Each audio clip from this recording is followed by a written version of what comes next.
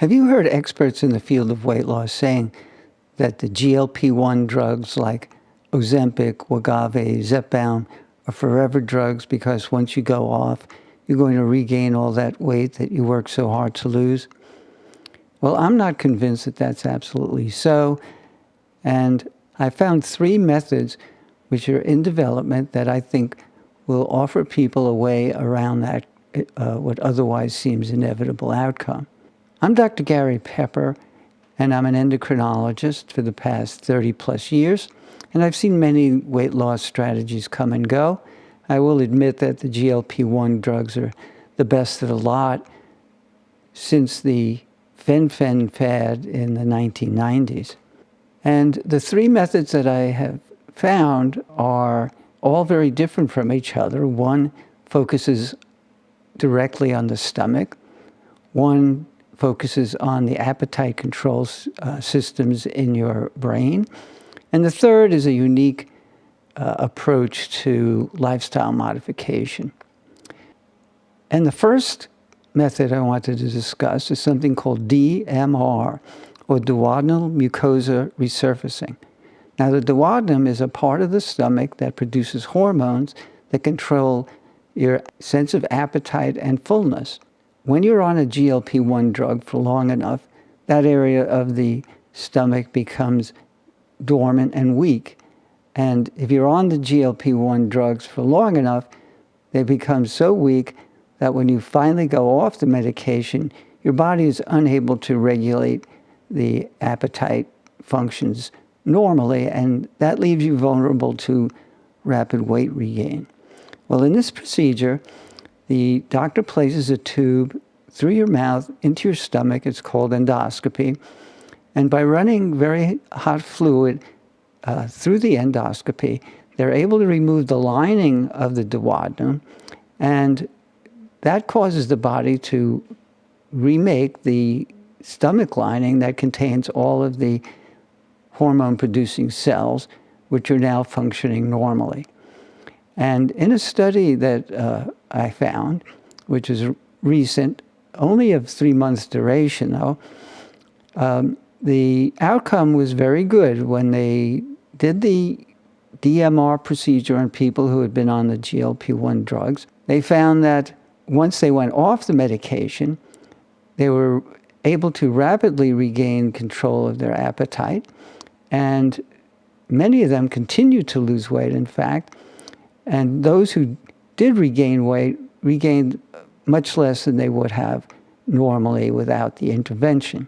So even though it seems a bit drastic, this procedure is still being done regularly to treat diseases of the stomach lining.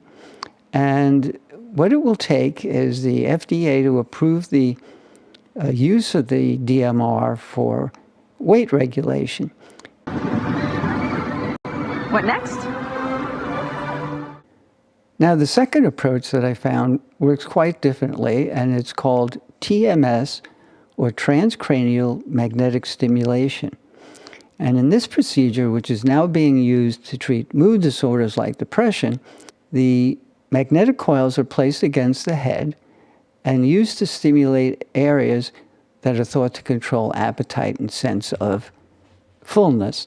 And what they found that people who underwent this treatment for 5 weeks, that in the following year were able to lose as much weight as people who had been on a drug like Ozempic, in this case semaglutide, as much as people who had been on semaglutide had lost in a year.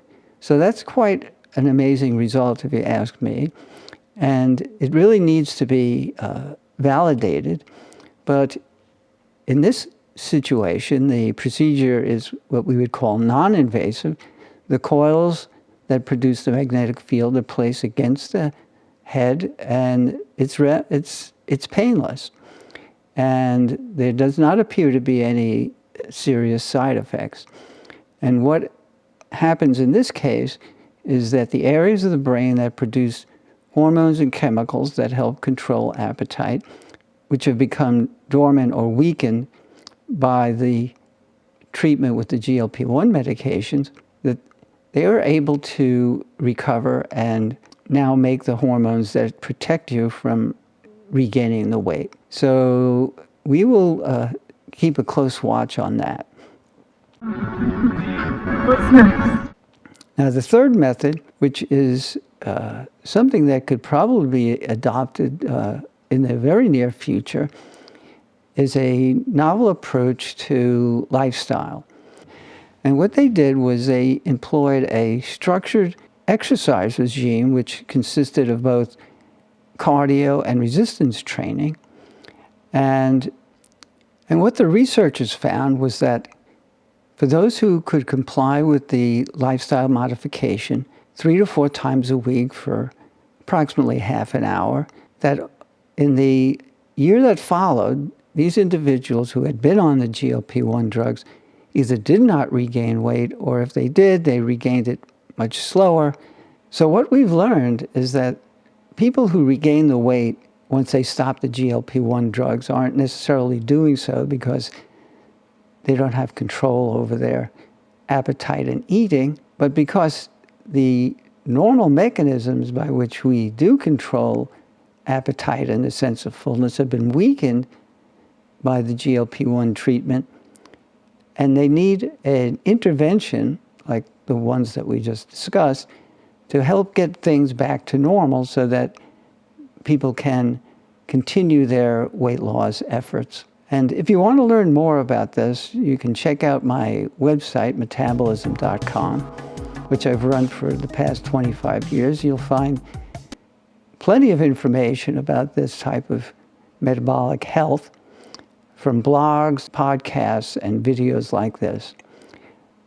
And please keep an eye out on Metabolism 123. In the near future, I'd like to expand on the information that you're hearing here today. So thanks again.